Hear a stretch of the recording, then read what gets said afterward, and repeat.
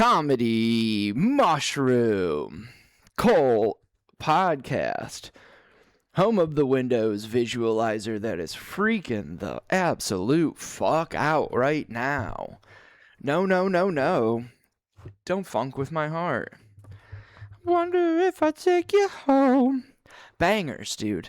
Black Eyed Peas. You know, it's something that I've been dealing with lately. Specifically Fergie. All right.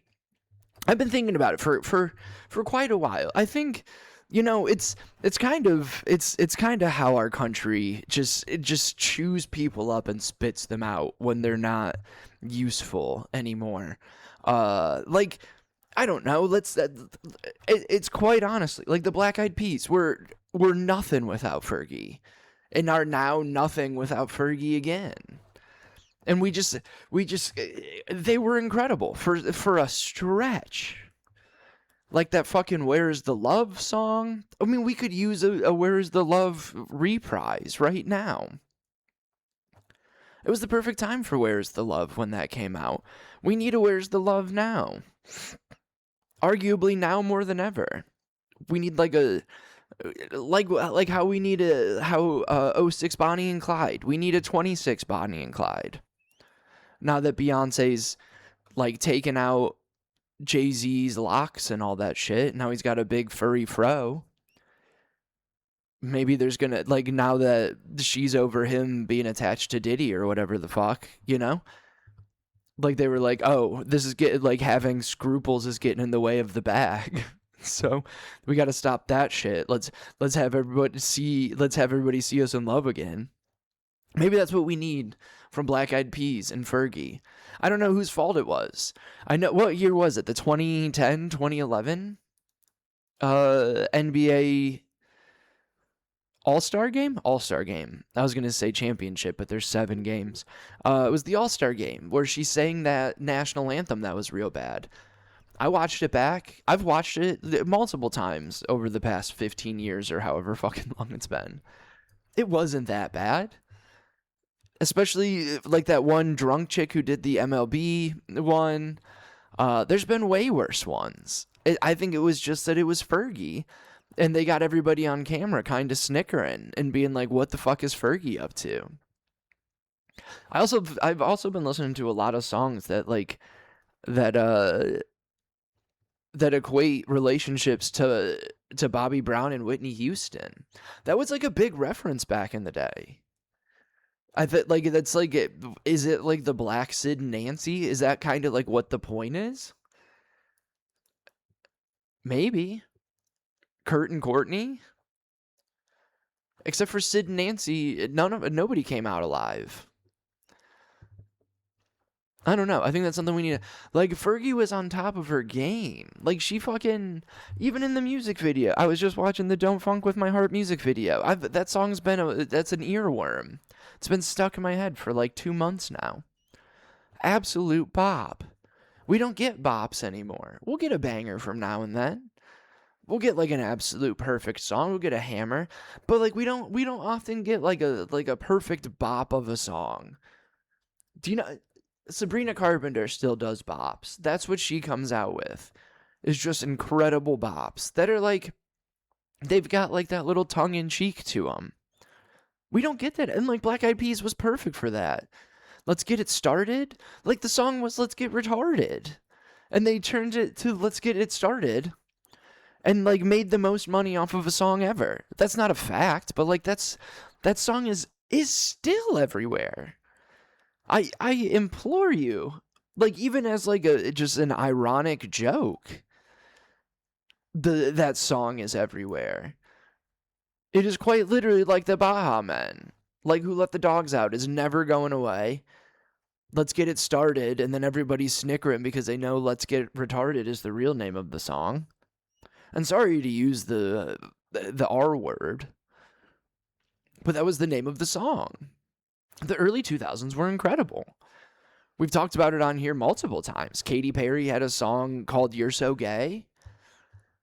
And you don't even like boys? Like it's talking about some guy dressing metrosexual and calling him gay. We had a Let's Get Retarded song. Fucking CeeLo Green came out with that "Fuck You" song. Like, we were aggressive, but we were having a good time. Now you have to watch like Sabrina Carpenter music videos to see her killing the broad she wrote the song about. And I would never call Jenny Ortega a broad. No, that's like the role that she's playing. She's playing the role of broad. Women aren't broads. I mean, we've had quite the first 5 minutes on this podcast. We have the R word. We have a well thought out defense of Fergie. She was married to Josh Duhamel. Josh Duhamel, who hasn't done shit since being married. Like, I don't think they're married anymore. I'm not gonna look it up. Because, I mean, the last thing Josh Duhamel was in like some movie that was made, it was like that Tag movie. And I only know about it because that guy came on like Ryan Russillo's podcast. The guy came on a sports podcast. Maybe Josh Duhamel came on the Russillo podcast because they're like boys. But I mean, he was on Las Vegas, like a show that is like still, they play it on E from time to time, but like I need whatever streaming service puts all the seasons. Maybe I should just buy. What the fuck is going on this visualizer? If you're watching the video on this, you are getting. I've used this visualizer before, and it just keeps getting. Thank God I haven't indulged in any marijuana yet. It's Wednesday, June 24th. I think it's important to say what day it is. The news changes so much these days. Like last week we were talking about them signing the memorandum of understanding to end the war in Iran. And then like over the week, because like of course, like he needs to make some money off of the stock market, so he's gonna announce it and say that it goes through on Friday, and then by Monday, you can trade the dip. And he's not like, then the fucking strait's closed again or it's open again. Who fucking knows? That's why I'm giving you a timestamp on it. It's like just before noon on Wednesday, June 24th, because this could, by the time I edit this and get the video out, we could be fucking dead, you know? Like, there's so much crazy, and I mean, we're gonna lead with politics real quick. So I was out of town. We'll give you a preview of what's going on. We got Mamdani, showing that social democrats, are or the democratic socialists, might have something to say about what's good policy making. We have the reflecting. We just have like a Donald Trump menagerie of things going on, like usual. And then if you stick it out for a little bit, I'll go over my wedding weekend. Like I said last week, friend of the podcast, manager to the stars, incredible wedding planning committee, person, Tyler Rawson and Sophie Burks got married this past weekend, and I was back in Ohio. It was incredible. But we're gonna do that after just a quick catch up. We'll start with the positive.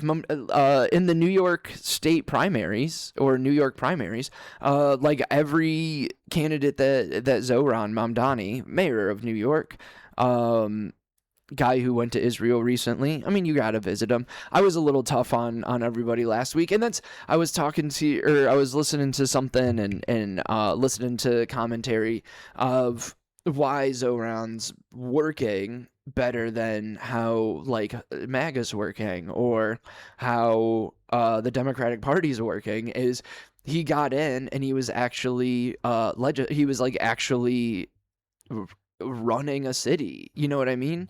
He's like actually doing his job. And that's like, and I mean, like people, I'm as bad as anybody else shitting on Obama for like getting into office and then completely selling out to like the millionaires and billion. I mean, he watered down the Healthcare Act, but I mean, Mamdani's got he's doing like everything he said he was gonna do. I mean, sure, he went to Israel to like make sure that all the Zionists in New York still keep giving money to the Democratic Party. He sucked it up. He did his part there. He knows where the money's at. Because you have to get reelected. You have to keep the ball rolling. But he got in and he's still upholding what he said he was going to do while also doing the fucking job. Like, and like, there's a difference between, and I think that this is where a lot of people get it twisted, is like, there's like, oh, you got to pass this purity test to be part of the left. No, you don't. You just have to like have any sort of like, let us know what your stances are so we can make an educated decision or push back on it. Like, the reason why Kamala didn't work isn't because that she was like pro-Israel and would never say that Palestine's being genocided. No, like, that's not the reason why people didn't like her. It's because she was so shady about it, and because they refused to take any feedback from it. Where Zoran is not against saying that like Israel's a problem, but he's still gonna go visit. It's part of the job, right? And that's part, like, when Trump goes to see President Xi of China, like, you don't make peace with you make peace with your enemies. You don't make peace with your partners, you know? Like, that's what he's doing. He's in the office. He's got to listen. So when the Democratic Party sees a bunch of socialists or Democratic socialists getting elected, you go on Threads and you see Democrats throwing a bitch fit, saying that people are using the Democratic Party to get elected. And it's like, yeah, bitch. Like, some would argue we're the ones that you should be listening to. People who actually want to do what they like, are gonna do what they said they're gonna do and give people what they want, instead of just saying like, well, what we're gonna do is we're gonna fight as hard as we can to get you what you want. Like, no, just give it to us. You see, like, New York's fucking thriving right now. Chicago's in a great spot. Yeah, we had like a weird little shooting. Nobody died over Juneteenth weekend, and I'm sure people died, but like, the fact is that like, crime is so much better than it used to be, that when we have like isolated situations of crime or like teen takeovers that get a little shifty, people want to pile on Brandon Johnson. And it's like, no. Like, if it was Zoran, you guys would be fucking gargling his nuts. Brandon Johnson's the fucking man. He's been doing this shit longer than Zoran. He's raising the minimum wage. He's trying to expand CT. Like, what are we doing? All of this shit works. Like, I feel like the only reason why New York, like, all Zoran needs to do is be like, hey, we got a lot of this from what Brandon Johnson's doing in New York. And Brandon Johnson's the mayor for the next 30 years. Which is also a problem. I mean, I'm not saying that fixes anything, but you know what I mean. But that's cool. It's fine. It's very cool to see that the Democratic Party has to acknowledge us now, because Zoran's been doing such a good job. And I mean, it's nice because they're probably, and I'm not tapped into New York City. I don't live in New York, which is like annoying when everybody's like, oh, Zoran's like you have your own mayor. Get your own fucking social democratic mayor, democratic socialist mayor elected. You can do that. What do you think? Like, he just popped out of nowhere? Like, even the Democratic Party didn't want him. He had to come through and like fucking build it up. You can do it. The reflecting pool is quite a deal that's going on right now. If you don't keep track of the news as much and you get all your news from here, welcome. Donald Trump wanted the bottom of the reflecting pool in Washington, D.C. If you've never been to D.C., there's like a whole line where it's like Lincoln Memorial, reflecting pool, Washington Memorial, then the Capitol building. Maybe Jefferson's in there somewhere. I think that one sits a little bit off, but like, you can go right down the, and then the reflecting pool, like where Forrest Gump did that speech that you didn't hear, you know, because that general pulled the mic cords. So like, he wanted the reflecting pool to look blue. So they painted the bottom of the reflecting pool blue, and then it started to peel because they drove on the reflecting pool for some reason. But also the blue helped make some algae because it created heat in there. So it's been this whole fucking problem. And instead of saying that they did something wrong, they're blaming the algae on Antifa, putting a chemical in the reflecting pool to make it green to embarrass Trump. Now, if they did that, incredible work, right? Low level, non-violent little troll to make him look fucking stupid. Now that's incredible. For them to say that Antifa did this, like, congratulations. That's good. That's a great play too. There's no other way to make something that is quite clearly Trump's fault somebody else's fault. Like being like, well, they must have put some, like, even though we have video proof that the paint's just peeling up, that the algae showed up after you painted it blue, all of it. Like, we have date and timestamps. They're like 1984 telling you that Antifa did it. And it's fun. Like, they're putting up like fences around it so people can't get in there. They've arrested 6 people for going and touching the water and like peeling some of the paint that comes out off. They put like the National Guard around the reflecting pool to protect it. Like, that's so funny. It's so funny. Like, it just covering like dumb shit, dipshit things. Like the administration that tried to give Elon Musk access to all of our personal information and tax records and whatnot to try and save the government $1 trillion or whatever they said it was, and then it turned out being like they ended up costing the government money, and now they're doing dumb shit like doing UFC fights on the South Lawn, tearing up the White House, painting the fucking reflecting pool blue so it turns green, like shit like that. Like, it's really a masterclass, all while like the loss in Iran is happening, because like the resolution's falling apart, or it's not falling apart. Who knows? Israel's still doing shenanigans. The Strait was open over the weekend and then was closed again. So I earnestly have no idea what's going on with that. It's going to last forever. We're going to continuously be in this war. Like, that's our new Iraq. Like, congratulations. He's doing George W. Bush, but like on an even worse way. I don't think it helped. I mean, it helped our economy in the short term, and then like the housing bubble burst. I wonder if that's going to happen soon. Everything's so goddamn expensive. AI is propping up our fucking financial system. It's not looking good. I feel like the fall and the summer, we're going to be going in the next 6 months or so. I'm not the first person to say this, but by Christmas we'll have a financial collapse. It'll be fun. If by New Year's we're not all on the street like fighting each other for food, I'll be surprised. And then just like the last thing, I mean, to like they were supposed to like a bipartisan affordable housing bill got passed through the House and Senate recently, and was supposed to be signed this morning, but Donald Trump decided to cancel the last minute to try and push through the Save America Act, which is like a voting bill that is going to make it like impossible for minorities to vote, which is like fascism 101 or whatever. Some would say it's a returning to American ideals. I wouldn't say that, but like the founding fathers would say that.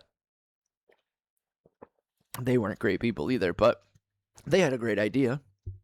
There's just a few knuckleheads getting in the way of it. One of them being George Washington, just like stealing Native American lands and owning people and putting slave teeth into his dumb fucking face. But like real big tall guy, first American president, real great guy. AaronServices.com. We'll give him another shout out when we need to kill time. Sponsor the podcast. I got like a real cool guest that's probably coming up soon. If you're a fan of 90s movies, I might be having a writer, actor, director on soon for a pretty cult movie from the 90s. And it's militarily based, so I think that would be a very good conversation for our podcast here with a guy who's an actor. But no, so we got some cool shit coming on. If you want to be a sponsor of the podcast, we're growing. Get in early while it's still cheap. Ray Roberts Comedy on everything. Hit me up. Most of you have my cell phone number. Shoot me a text. Otherwise, I'm going to start selling wine decanters, and you're going to see me sell out. Do you want me to sell out? I might get an ad for Halliburton on here, okay? Now, whether it's Tyrese Halliburton or it is Halliburton, the war profiteering company, that Dick Cheney was the CEO or CFO or whatever the fuck he was, COO of. Either one. I will run ads for either Halliburton. The guy who's putting out shoes or the guy who's blowing shoes off of other people. All right? But no, I was in Ohio this past weekend. God, was it nice. I love Chicago more than anything in the world. It's the best city that I've ever lived in. It's the only real big city I've ever lived in. But I mean, I don't know. If you've been here, you know the magic. It was one of my favorite cities after I visited the first time. I've been to New York. New York's just too fucking big. There's too much going on. Chicago's too fucking big. Like, I've lived here it's coming up, it'll be 2 years next week. And I can't fucking, Jesus, is it that already? We're like a week away from the fucking live show. I need to text the group. It's almost fucking July, Jesus. But yeah, like I forget what I was saying. It doesn't super duper matter. Oh, but yeah, it's nice to be out of the city from time to time. And especially, like, I didn't realize you live in a city for 2 years, okay? I lived in Ohio. I was back in Akron. And I lived in that area for, like, a decade. And I lived in Ohio for 30 years. And going back, and you're just like, what are these people are savages. Like, it is a whole, everything's free. At Topgolf, I got 2 non-alcoholic beers and a Diet Coke, and it was less than $15. That's like a $25 order in, like, I felt bad for tipping the guy only $2 on a $14 thing. But, like, that's, like, what it comes out to, you know? Ish. It was, like, it was just shy of $3. Don't fucking get on me, math heads. It was one of the fucking selections on the pad. And I was like, I should have tipped him way more. But, like, a $3 tip on a $14 bill is probably huge to him. He's probably used to people fucking, like, I don't know. Everything was free. Going to the store there, you're like, oh, wow. I can pick stuff up. But then you have, like, raccoons the size of dogs. We saw one of the biggest. We were sitting at the Airbnb. It was a beautiful Airbnb setup. My new friend Eric, he's out of LA now. He's from Colorado, I believe, originally. We were sitting and hanging out, smoking on the back patio, and then just like a raccoon the size of a legitimate dog came scurrying down a tree, and he's like, "What the fuck is that?" And it's like, "Oh, that's a raccoon, brother. We're in the wilderness." And we were just like in a suburb, like we were in like right outside of Fairlawn in Akron. So it was like a neighborhood. And I mean, there's trees everywhere because it's Ohio. And it's like the suburbs of Ohio. Like, it was quiet. So quiet. But boy, is it a shithole. I mean, let's be honest. I mean, of course, it's June in Ohio, so it's gorgeous. Everywhere's nice in the summertime. All the trees were popping. The wedding was at Hale Farm, so it was fucking gorgeous. Like, incredible weather.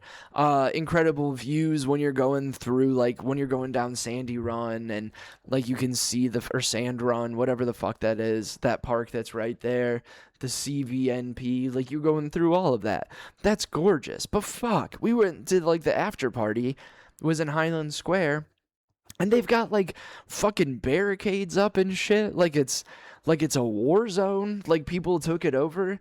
I guess a couple of shootings happened, like a couple of independent people like got in fights and got shot and shit like that. Like, it's been a big deal. But, like, I don't know, they like fucking they have it like it looks like how fucking like outside of the Broadview Detention Center looked. Like, there were like cement paving stones in between the sidewalk and the street. There were like cops walking up and down the street and like heavier bulletproof. It's like, come on guys, it's Akron. There's nothing to shoot each other over. And like and we're all in our tuxes and dresses. We had like an after party at the matinee in Highland Square, and it was delightful. It was a great time. Shout out to the bartender, Heather. She was a sweetheart. Took a very good picture of me. She knew her job exactly. She was great. She was keeping people in line. She was keeping the regulars out of like the side room because we had like a party going on. She was not to be fucked with. Just like a skinny barfly, 5'2", 5'3" brunette that only Akron makes. Where like she could fucking fist fight like a grown ass man because she's seen some shit. But like she did a great job. So shout out everybody.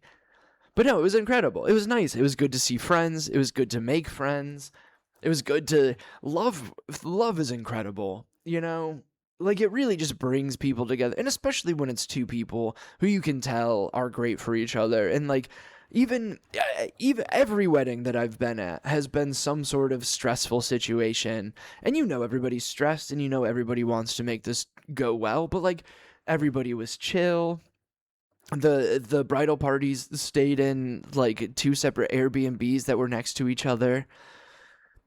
So everybody got to like hang back and forth, and we would smoke weed together and we had to set up the reception and everything, and it was great. It was an incredible time. There was like virtual reality golf we had going on, which I think, oh no, I dropped my pen. I need something to fidget with. Come on, foot dexterity. Help me out here. But like we did virtual reality golf, and then it was a golf centered weekend a little bit. All the boys that go there like to play golf. Like Tyler works in a job where you have to. He also likes golf, and then like everybody else there liked to golf. I'm not a big golfer, Like how fucking Happy Gilmore walk. Like obviously you're not a bowler.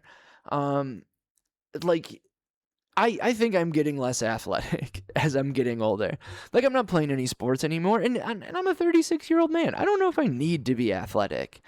Like there's nothing that like would super benefit me by being athletic. Like I used to play basketball from time to time, and I played rugby in high school. I played football. I played a little rugby in college, like a very little. Pick up football, basketball. Softball leagues from time to time, I could pick it up pretty well. But I mean, if you don't use it, you lose it, Like in 40-Year-Old Virgin. Like, is it true if you don't use it, you lose it? Like, apparently your athletic skills. Like, this is going to make me, like, on VR golf, I was just missing the ball. At Top Golf, I was missing the ball. I got like a 150-yard drive out there once. It hit the ground, but it kept going. Like I'm just not. I'm sure if I picked it, it's like bowling. I didn't look great bowling for a while, but then I did it. Like if I picked it up and practiced it, I'm sure I could get better at it. But is golf something I really want to get better at? Going out to a field, just hanging out with dudes, zinning. I mean, that does sound great. But I mean, you're going to talk about like toppling democracy or whatever the fuck they talk about. But like like sports and partying. Partying's another thing that just, I mean, I got into town at, let's call it, like I got to the Airbnb midnight Friday morning, Thursday night. And then we were up until 2 or 3.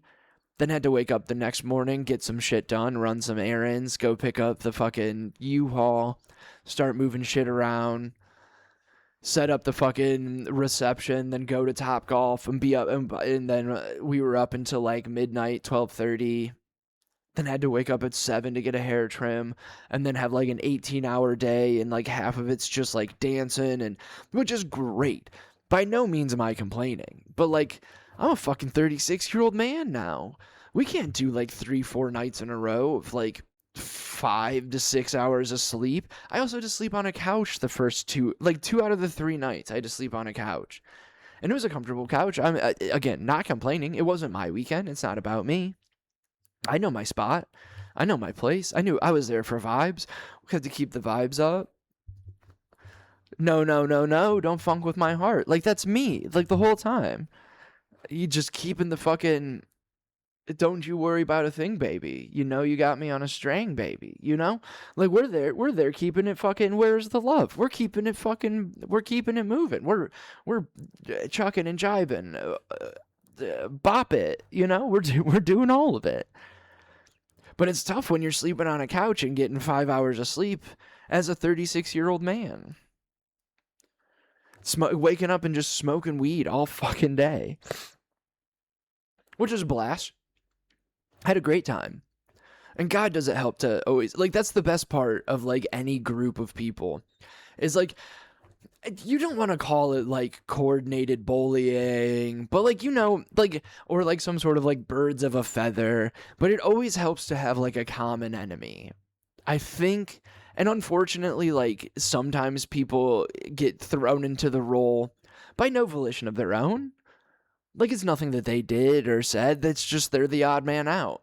But then every once in a while, like, a person just apparently just knows their place as, like, the one that we're all just going to be like, ugh, and, like, roll our eyes at anytime they start talking.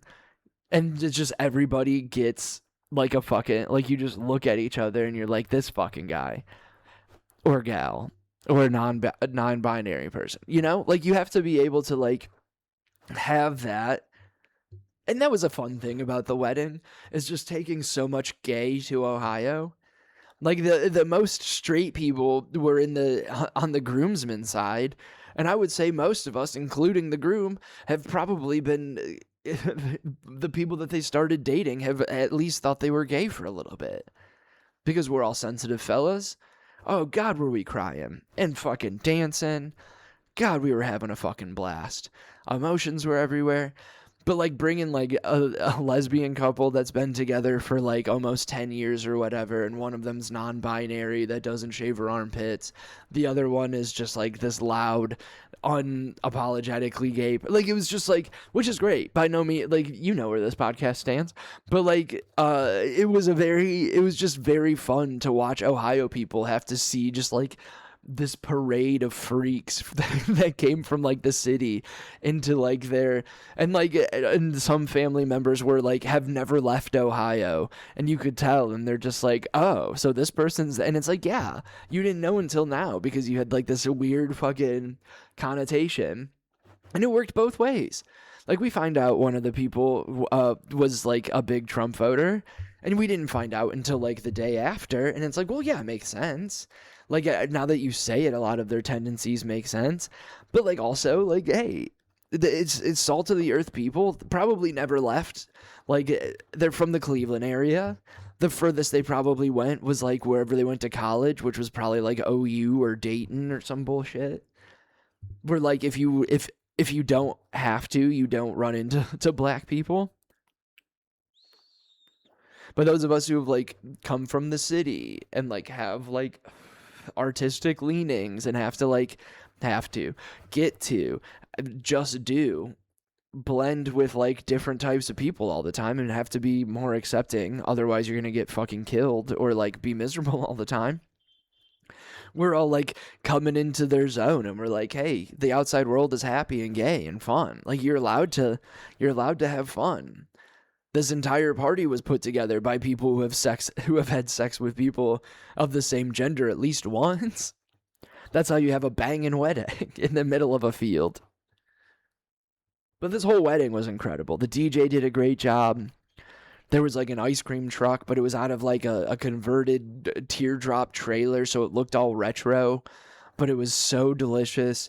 The bar cart, or the liquor, the bar, I don't know why that was in, like, a repurposed trailer that was all, like, the same vibe.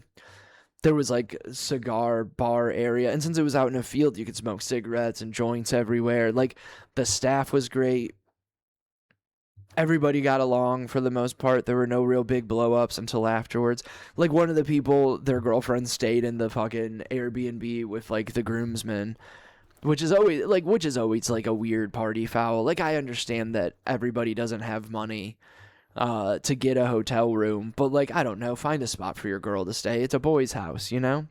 There's nothing wrong with the girls coming and chilling, but, like, at the end of the day, no girls allowed. And then you get into an argument, like, the night of the wedding. Like, that's a party foul. Can't be doing all that. Like, you can't be, like, the most hated person and get in a fight.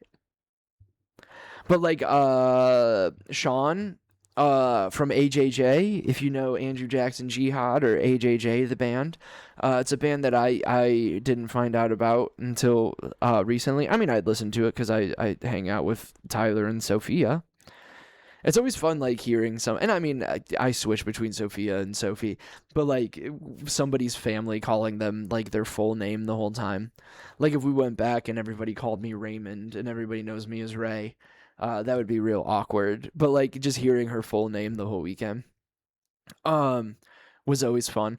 But like, AJJ is like their favorite band, and Tyler flew out the lead singer to do like a private concert at the end of it, and then he stayed and like he came on the party bus with us to the after party and played us a private concert at the matinee. It was incredible. And he even like he kicked it with us. We were all hanging out. He was talking to us on like the back patio of the matinee, and he like meet you once and you talk and you have a good time and you just kick it. And I mean, maybe it's because I don't give a fuck about that band. And I mean, he was great. Like the music's good. It's just not for me specifically. But live was incredible. It was a great time. It was like Amel and the Sniffers. We're like, I'll view them with all sorts of positive vibes going forward. But like, I don't have like an emotional connection to them. Like if an AJJ song comes on, I'll know who they are. I'll be like, oh, I know this guy. Sean's a sweetheart. Like he's coming, like Tyler and them are coming to Chicago and AJJ's doing a show. We're going to try to go and see if Sean remembers us. And I feel like he will. Because I told him my name once and he called me by my name the whole night. You don't have to do that. You're the most famous person at this wedding. But no, what a sweet guy. The fucking played a whole bunch, like was taking requests from the bride and groom. So I mean, I'm sure he was getting paid well. Like let's not get it twisted. That's his job. But like, I don't know, it was cool. I was like talking to him and I was like, hey, I don't really have like any, like I understand that like you're probably sick of like answering dumb questions, but like what's it like to be like a professional musician? And I just like see his eyes light up and he goes, it absolutely rules. And it's like, fuck yeah, man. Like you got flown to goddamn Akron to like play a few songs and that's what you're doing this weekend. Like that's cool. And you get to go to fucking Akron. And I mean, here, Akron, get your shit together, okay? Like, not only can we not have just, like, random shootings in Highland Square, but, like, we can't have, like, people coming in dresses and tuxes. And, yeah, we looked fucking good. All right, we were the best-looking people in Akron that night. It's also Akron. But, a Chicago 7 is an Akron 15, you know? Like, we were fucking killing it. But, like, you guys don't need to fucking fall all over yourselves because some people actually know how to dress, okay?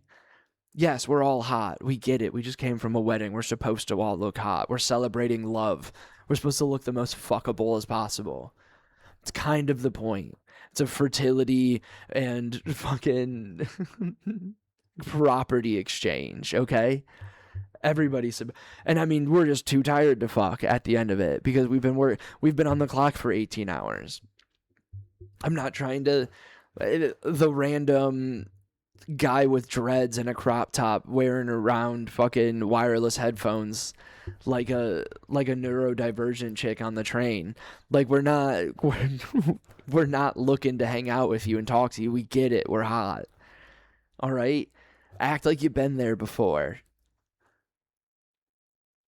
But like also, when I flew in, I'm used, and again, I talked to the Uber driver, Lyft driver, whatever he was, and I understand. And you get like his answer was, "Well, you're not in Chicago," and I go, "I understand that I'm not." But like my point, I had to wait almost 20 minutes for a Lyft from the airport to get to the other side of Akron, which is absurd. Like if you drive Uber or Lyft, you should know what the plane schedule is. And that's what this guy did. He's like, oh, I was basically home, but I decided to look and see if there was any planes that came in, and he requested a ride right when I did that. And I was like, okay, well, maybe you got, like, in Chicago, there's, like, a fucking Uber line of people just waiting to be selected. And he's like, well, you're not in Chicago. And it's like, yeah, I get it. But, like, that seems like an easy way for you to make money. I wasn't the only person standing there looking for lifts and waiting for it. Be closer, you fucking twat. And I mean, he was a nice guy. He ran some joke. I fucked up and said I did comedy. It happens from time to time. It had been a day. I got to the goddamn airport fucking way too early. I hadn't talked to too many people. After being on a plane for 45 minutes. You know? What is this fucking visualizer doing? All right. Well, we have to put out an episode, you know? This one should be up quicker than the last one. That's good. But at Ray Roberts Comedy on everything. Give Fergie credit where she deserves it. All right? I'm sick of the Fergie slander. Don't funk with my heart. I wonder if I take a fucking hammer of a song, guys. All right? Just enjoy. Go listen to Don't Funk with My Heart and tell me it doesn't make your day better. Emery Roberts Comedy on everything, especially Venmo. Send me money. God, could I use your money? Send me so much money. But no, thank you. Love you. Bye.